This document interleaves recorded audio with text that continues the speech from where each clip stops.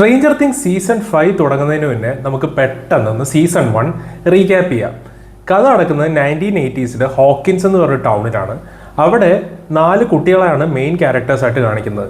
Mic, Lucas, Will, Dustin. ഇവർ 4 പേരും dungeons and dragons എന്ന് പറയുന്ന ബോർഡ് ഗെയിമിന്റെ ഭയങ്കര ഫാൻസാണ്. ഈ കൂട്ടത്തിൽ വില്ല് പെട്ടെന്നൊരു ദിവസം രാത്രി ഒരു ട്രേസും ഇല്ലാണ്ട് മിസ്സാവുകയാണ്. ഇതേ സമയം ഹോക്കിൻസ് എന്ന് പറയുന്ന ഈ സ്ഥലത്ത് ഒരു ഷെയ്ഡി ആയിട്ടുള്ള ഗവൺമെന്റ് റിസർച്ച് ഫെസിലിറ്റി ഉണ്ട്. അവിടെ ഒരു പെൺകുട്ടി മിസ്സാവുകയാണ്. മിസ്സായ വില്ലിനെ തിരക്കി നമ്മുടെ മെയിൻ ക്യാരക്ടേഴ്സ് അടുത്ത ദിവസം രാത്രി തന്നെ ഇറങ്ങുവാണ്. പക്ഷെ അവരുടെ മുന്നിൽ വന്ന് പെടുന്നത് ഈ റിസർച്ച് ഫെസിലിറ്റിയിൽ നിന്ന് മിസ്സായിട്ടുള്ള പെൺകുട്ടിയാണ്. രാത്രിയും ഭയങ്കര മഴയായതുകൊണ്ട് തന്നെ മെയിൻ ക്യാരക്ടറായിട്ടുള്ള മൈക്ക് എന്നായെന്ന് വെച്ച് കഴിഞ്ഞാൽ ഒരു ദിവസം രാത്രി ഇവന്റെ വീട്ടിൽ ആരും അറിയാണ്ട് ഷെൽട്ടർ ചെയ്യാൻ പ്ലാൻ ചെയ്യും.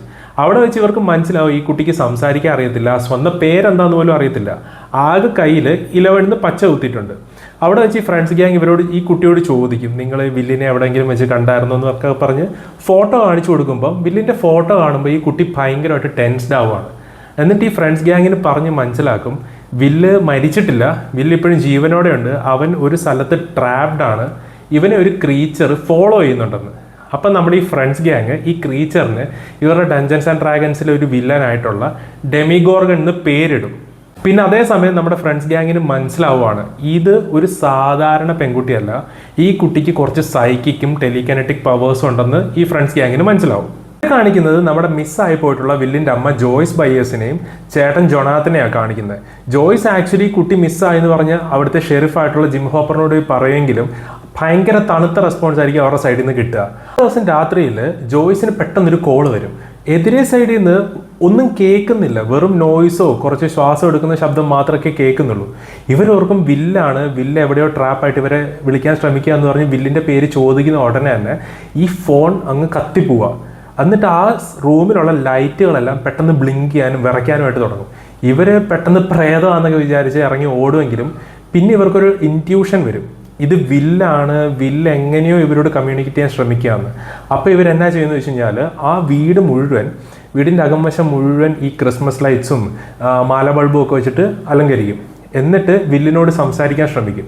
അപ്പോൾ ഇവർക്ക് മനസ്സിലാവും ഇത് വില്ല് ആക്ച്വലി കമ്മ്യൂണിക്കേറ്റ് ചെയ്യുന്നതാണ്, അവൻ്റെ പ്രസൻസ് ഈ വീടിൻ്റെ എവിടെ ഉണ്ടെന്ന് ഇവർക്ക് മനസ്സിലാവും. ജോയ്സ് ഈ കാര്യങ്ങളെല്ലാം ജൊണാത്തനോട് പറയുമെങ്കിലും ജൊണാത്തൻ ആക്ച്വലി ഒന്നും വിശ്വസിക്കില്ല. അവൻ ഓർക്കുന്നത് ഇവർക്കെന്തോ കിളി പോയിരിക്കുവാണ്, ഇത് പറഞ്ഞ് ഇവർ തമ്മിൽ ഭയങ്കര വഴക്കാവും. പിന്നെ നെക്സ്റ്റ് ആയിട്ട് ഇൻട്രൊഡ്യൂസ് ചെയ്യുന്നത് നാൻസിനെയാണ്.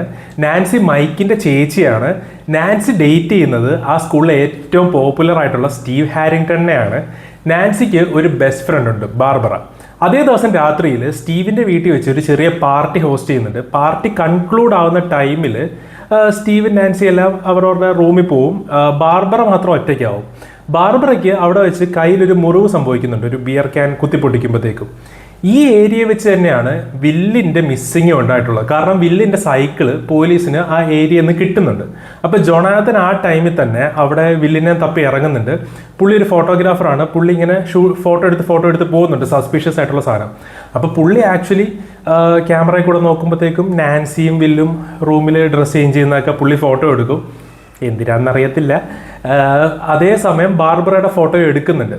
പെട്ടെന്നാണ് ബാർബറയ്ക്ക് ഒരു അറ്റാക്ക് ഉണ്ടാകുന്നത്. പുള്ളിക്കാരി ഇരുന്ന സ്ഥലത്ത് തന്നെയാണ് ഇരിക്കുന്നത്, പക്ഷേ എന്താ പറയുക, സ്ഥലമെല്ലാം എൻറ്റയർലി ഡിഫറെൻ്റ് ആണ്. ആ പൂളിലെ വെള്ളമൊക്കെ പോയി ഫുള്ള് വേറൊരു ഡയമെൻഷനിലായ പോലെ പുള്ളിക്കാരി പെട്ടെന്ന് ട്രാപ്പായി പോവുകയാണ്. അവിടെ വെച്ച് പുള്ളിക്കാരിക്ക് ഒരു അറ്റാക്ക് ഉണ്ടാകുന്നു, പുള്ളിക്കാരി മിസ്സിങ് ആവുന്നു. അടുത്ത ദിവസം നാൻസി ബാർബറേനെ തിരക്കി സ്റ്റീവിൻ്റെ ബാക്ക് യാർഡിൽ വരുന്നുണ്ടെങ്കിലും ബാർബറയുടെ ഒരു ട്രേസും കിട്ടുന്നില്ല. ബാർബറ സ്കൂളിലും വരുന്നില്ല, വീട്ടിലും ചെന്നിട്ടില്ല. അപ്പം നാൻസിക്ക് പെട്ടെന്നൊരു എക്സ്പീരിയൻസ് ഉണ്ടാവുകയാണ്. നാൻസിയുടെ പുറകിൽ കൂടെ പെട്ടെന്ന് എന്തോ ഒരു വൈറ്റ് കളർ ക്രീച്ചർ പാസ് ചെയ്ത പോലെ നാൻസിക്ക് തോന്നുകയാണ്.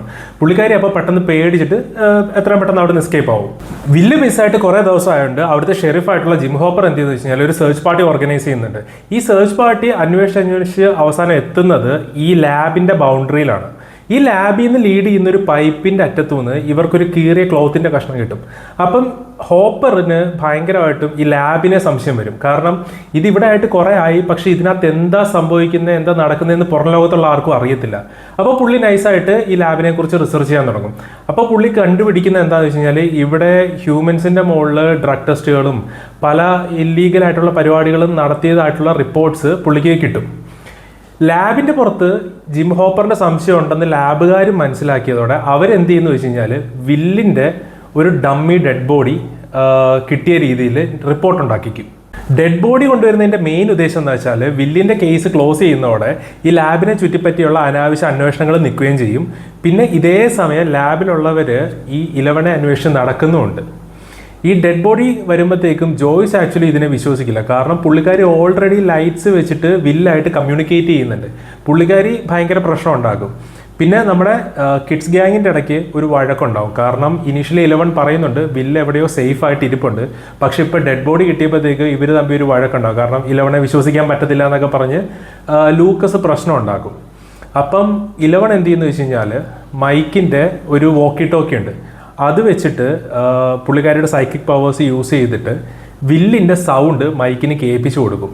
പക്ഷേ ഡസ്റ്റിനും ലൂക്കസും വരുമ്പോഴത്തേക്കും 11 ഇത് പ്രൊഡ്യൂസ് ചെയ്യാൻ പറ്റത്തില്ല. അപ്പം ഡസ്റ്റിൻ സജസ്റ്റ് ചെയ്യുന്നത് വെച്ചാൽ ലോ പവറുള്ള റേഡിയോ ആയതുകൊണ്ടാണ് ഇപ്പോൾ 11 ഇത് കാണിച്ചു തരാൻ പറ്റാത്തത്. ചിലപ്പോൾ ഇച്ചിരിയുടെ സ്ട്രെങ്ത് ഉള്ള റേഡിയോ യൂസ് ചെയ്ത് കഴിഞ്ഞാൽ അത് പുള്ളിക്കാരിക്ക് ചിലപ്പോൾ റീപ്രൊഡ്യൂസ് ചെയ്യാൻ പറ്റുമെന്ന് ഡസ്റ്റിൻ പറയും. അപ്പോൾ ഇവരെന്ത് ചെയ്യുന്നു വെച്ച് കഴിഞ്ഞാൽ ഇവരുടെ സ്കൂളിൽ ഈ സ്ട്രെങ്ത് ഉള്ള ഒരു റേഡിയോ ഉണ്ട്, അവിടെ ചെന്നിട്ട് വില്ലായിട്ട് കമ്മ്യൂണിക്കേറ്റ് ചെയ്യാൻ ശ്രമിക്കും. ഇതേ സമയം ജോയ്സ് വീട്ടിൽ വന്നിട്ട് ഈ ലൈറ്റ്സ് വെച്ചിട്ട് വില്ലിനെ കമ്മ്യൂണിക്കേറ്റ് ചെയ്യാൻ ശ്രമിക്കും. അപ്പോൾ പുള്ളിക്കാരിയുടെ ഒരു ഭിത്തിയിൽ നിന്ന് വില്ലിൻ്റെ സൗണ്ട് വരുന്ന കേൾക്കാം. അപ്പോൾ പുള്ളിക്കാരി ആ ഭിത്തി പൊളിച്ചു നോക്കുമ്പോഴത്തേക്കും ഒരു ട്രാൻസ്പെറൻ്റ് ആയിട്ടുള്ള ഒരു ലെയർ കാണാം. അതിൻ്റെ അപ്പുറത്ത് പുള്ളിക്കാരിക്ക് ആക്ച്വലി വില്ലിനെ കാണാം. അപ്പോൾ ഈ ലൈറ്റ്സ് എല്ലാം കിടന്ന് കത്താനും വിറയ്ക്കാനും തുടങ്ങും. അപ്പോൾ ഇവർ തമ്മിൽ സംസാരിക്കും. അപ്പോൾ ഈ സെയിം സംസാരം അപ്പുറത്ത് ഈ പിള്ളേർ റേഡിയോ വെച്ച് കേൾക്കുന്നുമുണ്ട്. അപ്പോൾ അവർക്ക് ഉറപ്പായി വില്ല് ജീവനോടെ ഉണ്ട് എന്നുള്ള കാര്യം. അപ്പോൾ ജോയ്സ് ഇവനെ എങ്ങനെയെങ്കിലും രക്ഷിക്കാൻ ശ്രമിക്കുമ്പോഴത്തേക്കും പെട്ടെന്ന് ആ ലൈറ്റ്സ് എല്ലാം ഭയങ്കരമായിട്ടും കത്തിയിട്ട് അവിടെ ഒരു പോർട്ടൽ ഓപ്പൺ ആയിട്ട് അതിൽ കൂടെ മറ്റേ ഡെമിഗോർഗൺ ജോയ്സിനെ അറ്റാക്ക് ചെയ്യും. ഡെമിഗോർഗൺ അറ്റാക്ക് ചെയ്യുമെങ്കിലും ജോയ്സ് നൈസായിട്ട് എസ്കേപ്പ് ആവും. പെട്ടെന്ന് തന്നെ ഡെമിഗോർഗൺ പോർട്ടലോട്ട് തിരിച്ചു പോവുകയും ചെയ്യും. ഇതേ സമയം ഹോപ്പർ ആരും അറിയാണ്ട് സംശയം തോന്നിയിട്ട് വില്ലിൻ്റെ ഈ ഡമ്മി ഡെഡ് ബോഡി പോയി ഇൻസ്പെക്ട് ചെയ്യുമ്പോൾ പുള്ളിക്ക് മനസ്സിലാവും ഇത് ഡമ്മിയാണ്, അതിനകത്ത് ജസ്റ്റ് പഞ്ഞി വെച്ച് നിറച്ചിട്ടേ ഉള്ളതെന്ന്. അപ്പോൾ പുള്ളി എന്നായെന്ന് വെച്ച് കഴിഞ്ഞാൽ പുള്ളി നൈസായിട്ട് ആരും അറിയാണ്ട് മറ്റേ ലാബിൽ ബ്രേക്കിങ് ചെയ്യും എന്നാ നടക്കുന്നതെന്ന് അറിയാനായിട്ട്. അവിടെ വെച്ച് പുള്ളി കാണും ഈ എക്സ്പെരിമെൻറ്റ് ചെയ്ത കുട്ടികളുടെ മുറികളും അവരുടെ ടോയ്സും അവർ വരച്ചിട്ടുള്ള പിക്ചേഴ്സും ഒക്കെ കാണും. പിന്നെ പുള്ളിക്ക് ഏകദേശം ഈ അപ്സൈഡ് ഡൗണിലോട്ടുള്ള പോർട്ടലും കാര്യങ്ങളൊക്കെ പുള്ളി കാണും. അപ്പം തന്നെ പുള്ളിനെ ആരോ പുറകിൽ നിന്ന് അറ്റാക്ക് ചെയ്തിട്ട് പുള്ളിനെ ബോധം കെടുത്തും. പിന്നെ പുള്ളി എണീക്കുന്നത് പുള്ളിയുടെ വീട്ടിലാണ്. അപ്പോൾ പുള്ളിക്കൊരു ഡൗട്ട് അടിക്കും. പുള്ളി നോക്കുമ്പോഴത്തേക്കും പുള്ളിയുടെ വീട് ആക്ച്വലി ബഗ് ചെയ്തേക്കുവാണ് ഈ ലാബിൻ്റെ ടീംസ്. പുള്ളിക്ക് മനസ്സിലാവും ഒരുത്തനും വിശ്വസിക്കാൻ പറ്റത്തില്ല, ആരോടൊന്നും പറയാൻ പറ്റാത്ത ട്രാപ്പായ അവസ്ഥയാണ്. അപ്പോൾ പുള്ളി എന്ത് ചെയ്യുന്നത് വെച്ചാൽ പുള്ളി നേരെ ജോയ്സിൻ്റെ അടുത്തോട്ട് പോകും. അപ്പോൾ പുള്ളിയുടെ എക്സ്പീരിയൻസും ജോയ്സിനുണ്ടായ എക്സ്പീരിയൻസും എല്ലാം കൂടെ കൂട്ടി വായിക്കുമ്പോൾ ഇവർക്ക് മനസ്സിലാവും ഇതും ലാബുമായിട്ട് എന്തോ ബന്ധങ്ങളുണ്ട്. ഈ എന്തോ ഒരു ക്രീച്ചർ ഇവിടെ കറങ്ങി നടക്കുന്നുണ്ട്, എന്തോ ഒരു പാരലൽ ഡയമെൻഷൻ ഉണ്ട്. ഇങ്ങനത്തെ കാര്യങ്ങളൊക്കെ ഇവർക്ക് ഏകദേശം ഒരു ഐഡിയ ആവും. ഇതിനെ കാണിക്കുന്നത് ഞാൻ നേരത്തെ പറഞ്ഞില്ലായിരുന്നു, ജൊണാത്തൻ സ്റ്റീവിൻ്റെ നാൻസിയുടെയും ബാർബറയുടെ ഒക്കെ കുറച്ച് ഫോട്ടോസ് എടുത്തിട്ടുണ്ടായിരുന്നു എന്ന്. അത് സ്റ്റീവ് അറിയും. ഇവരുടെ പ്രൈവറ്റ് മൊമെന്റ്സ് ആയതുകൊണ്ട് സ്റ്റീവ് ജൊണാത്തനുമായിട്ട് വഴക്കുണ്ടാക്കും, അവൻ്റെ ക്യാമറയൊക്കെ പൊട്ടിച്ചു കളയും, പിന്നെ അവനെടുത്ത ഫോട്ടോസൊക്കെ കീറി കളയും. അവിടെ വെച്ച് നാൻസി ഒരു ഫോട്ടോ കാണും. അതെന്ന് വെച്ചാൽ ബാർബറ ഒറ്റയ്ക്ക് പൂളി ഇരിക്കുന്നൊരു ഫോട്ടോയാണ്. അതിൻ്റെ സൈഡിൽ പുള്ളിക്കാരിക്ക് ഒരു രൂപം കാണുന്ന പോലെ പുള്ളിക്കാരിക്ക് ഫീൽ ചെയ്യും. അപ്പോൾ പുള്ളിക്കാരി ഇത് പോയി ജൊണാത്തനോട് പറയുന്നതും ഇവർ രണ്ടുപേരും ആ ഫോട്ടോ എടുത്ത് എൻഹാൻസ് ചെയ്ത് നോക്കും. അപ്പം ഇവർക്ക് ക്ലിയർ ആയിട്ട് കാണാം ബാർബറ ഒറ്റയ്ക്കുള്ള പിക്കിൻ്റെ അറ്റത്ത് ഒരു രൂപം തെളിഞ്ഞ് കാണാൻ പറ്റും നല്ല വൃത്തിക്ക്. അപ്പം നാൻസിക്ക് ഇതിനു മുന്നേ ഉണ്ടായ ഒരു എക്സ്പീരിയൻസും ഇതുകൂടെ വെച്ച് നോക്കുമ്പോൾ പുള്ളിക്കാരിക്ക് മനസ്സിലാവും എന്തോ ഒരു ക്രീച്ചറാണ് വില്ലിനെയും ബാർബറേനെയും അറ്റാക്ക് ചെയ്തിരിക്കുന്നതെന്ന്. ഇതേ സമയം ജൊണാത്തനോട് ഓൾറെഡി ജോയ്സ് മറ്റേ ഇൻസിഡൻസിൻ്റെ കാര്യങ്ങളെല്ലാം പറഞ്ഞിട്ടുണ്ട്. അപ്പോൾ ഇവർ രണ്ടുപേരും ഉറപ്പിക്കും ഇതെന്തോ ക്രീച്ചറാണ് ഇവരെ അറ്റാക്ക് ചെയ്തിരിക്കുന്നതെന്ന്. ജൊണാത്തനും നാൻസിയും കൂടെ ടീമപ്പ് ആയിട്ട് ഈ മിസ്സിങ്സ് നടന്ന സ്ഥലത്ത് സെർച്ച് ചെയ്യാൻ ഇറങ്ങും. അവിടെ വെച്ച് പെട്ടെന്ന് ഒരു മരിച്ചു കിടക്കുന്ന ഡിയറിനെ എന്തോ സാധനം വലിച്ചുകൊണ്ട് പോവുക. അപ്പോൾ ഇവരതിനെ ചേസ് ചെയ്ത് പോകുമ്പോഴത്തേക്കും നാൻസി നോക്കുമ്പം ഒരു മരത്തിൻ്റെ അവിടെ ഒരു ഫ്ലഷി ആയിട്ടുള്ളൊരു പോർട്ടൽ കാണും. പുള്ളിക്കാരി നൈസായിട്ട് എന്ത് ചെയ്യും, അതിലോട്ട് അങ്ങ് കയറിപ്പോകും. അപ്പം പുള്ളിക്കാരി ആദ്യമായിട്ട് അപ്സൈഡ് ഡൗൺ എന്താണെന്ന് എക്സ്പീരിയൻസ് ചെയ്യും. അവിടെ വെച്ച് പുള്ളിക്കാരി നോക്കുമ്പോൾ ഈ ഡെമിഗോർഗൺ ഈ മാനിനെ തിന്നുകൊണ്ടിരിക്കുന്നത് കാണും. അപ്പം ജൊണാത്തൻ പെട്ടെന്ന് വന്നിട്ട് നാൻസീനെ ഈ പോർട്ടലിൽ നിന്ന് വലിച്ചെടുത്തിട്ട് രക്ഷിക്കും. അപ്പോൾ അവിടെ കാണിക്കുന്നുണ്ട് ഈ പോർട്ടൽ ഉണ്ടാവുന്ന പോലെ തന്നെ ഇത് അതേപോലെ ഹീൽ ചെയ്ത് ക്ലോസ് ആയി പോകുന്നുമുണ്ട്. നാൻസിക്ക് ഡെമിഗോർഗണുമായിട്ടുള്ള എക്സ്പീരിയൻസ് ഉണ്ടാകുമ്പോഴത്തേക്കും പുള്ളിക്കാരി ഭയങ്കരമായിട്ട് പേടിച്ചു പോകും. അപ്പോൾ പുള്ളിക്കാരി എന്ത് ചോദിച്ചാൽ ജൊണാത്തനോട് പറയും നീ ആക്ച്വലി ഇന്ന് രാത്രി വീട്ടിൽ പോകണ്ട, അവളുടെ കൂടെ കിടക്കണം, അവൾക്ക് ഒറ്റയ്ക്ക് കിടക്കാൻ പേടിയാന്ന് പറയും. പക്ഷെ ഇതേ സമയം സ്റ്റീവ് ഇവരോട് സോറി പറയാൻ വരുന്നുണ്ട്. സ്റ്റീവ് ആക്ച്വലി നോക്കുമ്പോഴത്തേക്കും നാൻസിയുടെ റൂമിൽ ജോനാത്തനും നാൻസിയും കൂടി ഇരിക്കുന്നത്. അപ്പം ഇവൻ ഓർക്കും ഇവർ തമ്മിൽ സെറ്റായി എന്ന് പറഞ്ഞ് പുള്ളിക്കാരൻ ആക്ച്വലി ദേഷ്യപ്പെട്ട് അവിടുന്ന് പോകുന്നുണ്ട്. ഇതേ സമയം നമ്മുടെ കിഡ്സ് ഗ്യാങ്ങിൻ്റെ അവിടെ റേഡിയോയിൽ കൂടെ അവർ വില്ലിൻ്റെ സൗണ്ട് കേട്ടതോടെ 11 ഇവർക്ക് അപ്സൈഡ് ഡൗൺ എന്ന് പറഞ്ഞ കോൺസെപ്റ്റ് ഇച്ചിരി ക്ലിയർ ആയിട്ട് പറഞ്ഞു കൊടുക്കും. നമ്മുടെ അതേപോലെ തന്നെയുള്ള ഒരു പാരലൽ ഡയമെൻഷനാണ്, അവിടെയാണ് വില്ല് ട്രാപ്പായി പോയി കിടക്കുന്നതെന്ന് 11 ഈ കിഡ്സ് ഗ്യാങ്ങിന് പറഞ്ഞു കൊടുക്കും. അപ്പം ഈ കിഡ്സ് ഗ്യാങ് എന്തെന്ന് വെച്ച് കഴിഞ്ഞാൽ അവരുടെ ഫിസിക്സ് ടീച്ചറിനോട് ചോദിക്കും. പുള്ളി പറയുന്നത് അങ്ങനെ ഉണ്ടെങ്കിൽ അതിലോട്ട് കയറാനൊരു പോർട്ടൽ ഉണ്ടായിരിക്കണം. ഈ പോർട്ടൽ ഉള്ള സ്ഥലം ഭയങ്കരമായിട്ടും ഇലക്ട്രിക്കൽ ആൻഡ് മാഗ്നറ്റിക് ഫീൽഡ്സിനെ ഫ്ലക്ച്വേറ്റ് ചെയ്യുന്ന ഒരു ഏരിയയിലായിരിക്കും ഈ പോർട്ടൽ എന്തായാലും ഉണ്ടാവുക എന്ന് പറഞ്ഞു കൊടുക്കും. അപ്പോൾ നമ്മുടെ ഈ പിള്ളേർ എന്നായെന്ന് വെച്ച് കഴിഞ്ഞാൽ അവരുടെ കോമ്പസിലെ മാഗ്നറ്റ് യൂസ് ചെയ്തിട്ട് ഈ പോർട്ടൽ കണ്ടുപിടിക്കാൻ ഇറങ്ങും. അവസാനം ഇവർ ഏകദേശം എത്തിപ്പെടുന്നത് നമ്മുടെ ഈ ലാബിൻ്റെ ബൗണ്ടറിയിലാണ്.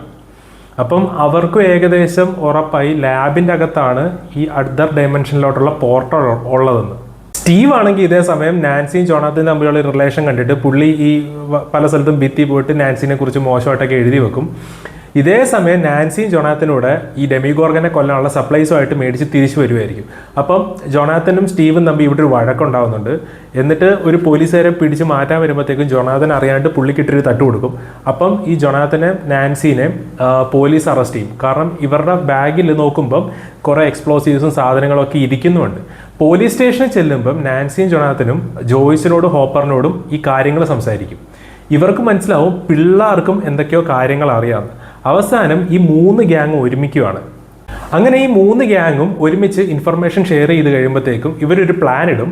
11 കൊണ്ട് വില്ലുമായിട്ട് അപ്സൈഡ് ഡൗണിൽ കമ്മ്യൂണിക്കേറ്റ് ചെയ്യിക്കാനായിട്ട്. 11 ഇങ്ങനെ കമ്മ്യൂണിക്കേറ്റ് ചെയ്യണമെങ്കിൽ പുള്ളിക്കാരിക്ക് ഒരു സെൻസറി ഡെപ്രവേഷൻ പൂള് വേണം. അപ്പോൾ ഇവരെന്ത് ചെയ്യുന്നു വെച്ച് കഴിഞ്ഞാൽ ഈ ഹോക്കിൻസ് സ്കൂളിലോട്ട് പോയിട്ട് അവിടുത്തെ പൂള് വെച്ചിട്ട് ഇവരൊരു സെൻസറി ഡെപ്രവേഷൻ ടാങ്ക് ഉണ്ടാക്കും.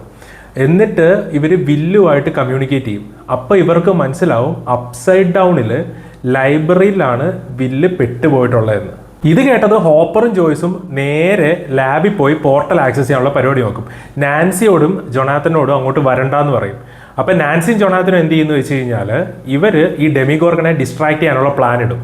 ഇവരെന്ത് ചെയ്യുന്നു വെച്ചാൽ ജോയ്സിൻ്റെ വീട്ടിൽ പോയിട്ട് കൈ മുറിച്ച് കഴിഞ്ഞാൽ ഡെമിഗോർഗൺ വരുമെന്ന് ഇവർക്കറിയാം. കാരണം ബാർബറയുടെ ഇൻസിഡൻറ്റിൽ പുള്ളിക്കാരിയുടെ ബ്ലഡ് അട്രാക്ട് ചെയ്തിട്ടാണ് ഡെമിഗോർഗൺ വന്നതെന്ന് ഇവർക്ക് മനസ്സിലായിട്ടുണ്ട് ഏകദേശം. ഇവിടെ വെച്ചാണ് എൻറ്റയർ സീരീസിലെ one of the best character development നടക്കുന്നത്. നാൻസിയും ജൊണാത്തനും ഡെമിഗോർഗനെ എക്സ്പെക്ട് ചെയ്തിരിക്കുന്ന ടൈമിൽ അങ്ങോട്ട് സ്റ്റീവ് വരും. സ്റ്റീവ് ആക്ച്വലി നാൻസിയോട് സോറി പറയാൻ വരുന്നതാണ്. പക്ഷെ നാൻസി ഡെമിഗോർഗനെ എക്സ്പെക്ട് ചെയ്തിരിക്കുന്നതുകൊണ്ട് സ്റ്റീവിനോട് പുറത്തു പോകാൻ പറയും. എന്നിട്ട് സ്റ്റീവിൻ്റെ നേരെ തോക്കൊക്കെ ചൂണ്ടും. എന്നിട്ട് ഇപ്പോൾ ഇവിടെ നിന്ന് ഇറങ്ങിക്കോളാം എന്ന് പറഞ്ഞ് പേടിപ്പിക്കുന്ന ടൈമിൽ ഡെമിഗോർഗൺ വരും. അപ്പോൾ ഇവർ 3 പേരും ഫ്രാൻറ്റിക്കായിട്ട് ഓടുകയും ഡെമിഗോർഗനെ അറ്റാക്കൊക്കെ ചെയ്യും. എന്നിട്ട് ഇവർ ഒരു സ്ഥലത്ത് വിളിച്ചിരിക്കും. ആ ടൈമിൽ ഡെമിഗോർഗൺ ജസ്റ്റ് ഒന്ന് പോകും. ഈ ടൈമിൽ സ്റ്റീവിനൊരു ചെറിയ പാനിക് അറ്റാക്ക് വന്നിട്ട് പുള്ളി ആക്ച്വലി ഇറങ്ങി ഓടും. പുള്ളി ഇറങ്ങി ഓടി കാറ് സ്റ്റാർട്ട് ചെയ്യാൻ നേരം ആകുമ്പോഴത്തേക്കും പിന്നെയും ആ വീട്ടിൽ ലൈറ്റ്സ് എല്ലാം കത്തുന്നു. എന്ന് വെച്ചാൽ ഡെമിഗോർഗൺ അറ്റാക്ക് ചെയ്തു. ഇതേ ടൈമിൽ ജൊണാത്തൻ ആക്ച്വലി വീണുപോയി. ഇവർക്ക് വെടിവെച്ചിട്ടും നാൻസി വെടിവെച്ചിട്ടും ഒന്നും ഡെമിഗോർഗനെ പിടിച്ചു നിർത്താൻ പറ്റുന്നില്ല. ഐക്കോണിക് മൊമെന്റ്, പുള്ളി മറ്റേ നെയിൽസ് തറച്ച ബേസ്ബോൾ ബാറ്റ് എടുത്തിട്ട് ഡെമിഗോർഗനെ ഇടിച്ച് പരത്തും. അപ്പം നാൻസിയും ജൊണാത്തനൂടെ പിന്നെ ഈ ഡെമിഗോർഗണ് തീയിടും. അപ്പം തീ ഇടുമ്പോഴത്തേക്കും ഡെമിഗോർഗൺ ആക്ച്വലി കരിഞ്ഞു പോകുന്നുണ്ട് ഇതിനകത്ത്. ഇതേ സമയം ഹോപ്പറും ജോയ്സും ലാബിൽ ചെല്ലുന്നുണ്ടെങ്കിലും അവിടെ ഇവരെ ലാബിലെ ആൾക്കാർ പിടിച്ചു വെക്കുവാണ്. എന്നിട്ട് പക്ഷെ ഹോപ്പർ പറയും ഞങ്ങൾ 11ന്റെ ലൊക്കേഷൻ തരാം, ഞങ്ങൾക്ക് ജസ്റ്റ് പോർട്ടലിൽ കയറി വില്ലിനെ രക്ഷിച്ചാൽ മാത്രം മതി എന്ന് പറഞ്ഞിട്ട് 11ന്റെ ലൊക്കേഷൻ ആക്ച്വലി ഹോപ്പർ പറഞ്ഞു കൊടുക്കുവാണ്. എന്നിട്ട് ഇവർ പോർട്ടലിൽ കയറി വില്ലിനെ രക്ഷിച്ചുകൊണ്ട് വരുന്നുണ്ട്. അതേസമയം ഇവർ പോകുന്ന വഴി ഇവർക്ക് കാണാം അവിടെ ബാർബറ മരിച്ചു കിടക്കുന്നതായിട്ട് ഇവർക്ക് കാണാൻ പറ്റുന്നുണ്ട്.